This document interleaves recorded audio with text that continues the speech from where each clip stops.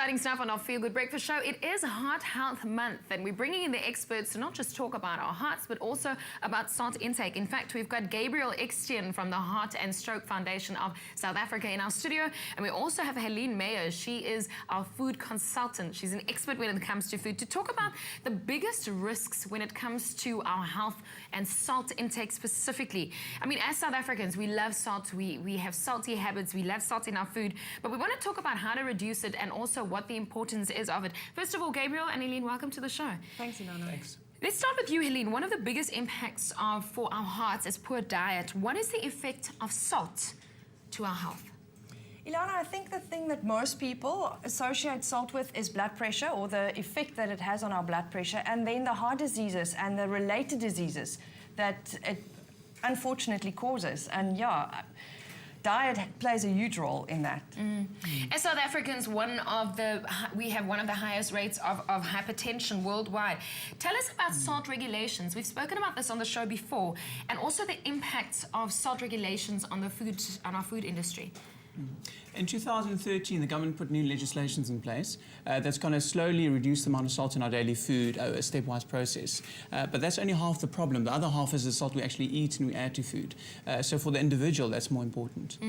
Tell me about these regulations. I mean, how do they regulate salt? Is it like in stocks or in what do they? Yeah, so they look at the food that's most salty in our diets. Things like breads, sausages, processed meats, stock cubes, savory snacks. So basically the top foods, and they're going to gradually reduce that by about 30-35%. It's interesting how they control us, eh? It's fun to make us all healthy. Now, I know that there's a new recipe book. It's something about from the heart to. I want to know about that. And also, what are the best substitutes for salt?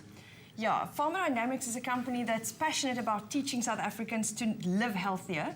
And the first book we also had on the show, Cooking from the Heart. Yeah. There we focused on main meals, and we used typical South African recipes and healthified them through the Heart and Stroke Foundation's help as well.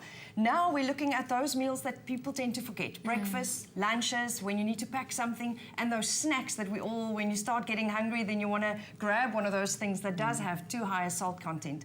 So we are putting recipes together with natural ingredients. We're seasoning with natural ingredients like ginger and garlic, fresh herbs, spices, using fruit as a sweetener in a dish, and lemon as an alternative to just seasoning with salt out of habit, because salt is quite a habit that we all have. And we try to encourage people to make it a way of living. And the other thing that we can do to make food interesting is to look at the cooking methods. So we encourage people through basic practical things to really live a healthier way and not have so much salt. You see, so you can use natural alternatives. Cooking from the Heart too. When's that book launch? Is it on the 9th of October? Yes, we will have it available from that time early already. in October. Okay, so it's one of the ways that we can step forward. Gabriel, in terms of salt intake, I mean, you spoke about regulations. What is your main aim to get out there and for us as the public to know? Because most of the things we do, just because it tastes good, we don't know where to look to find information about our bodies all the time. What's your message? We want people to start using less salt to live healthier.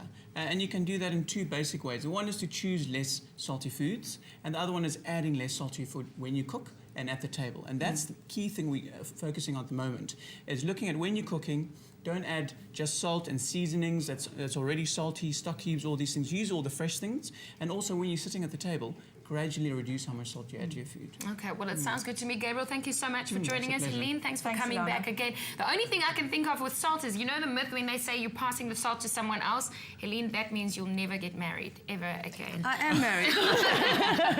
Well, from all of us in our kitchen to you, Katlego, what's happening? Join Pharma Circle of Trust and save up to 50% on your medicine. Pharma effective, affordable healthcare.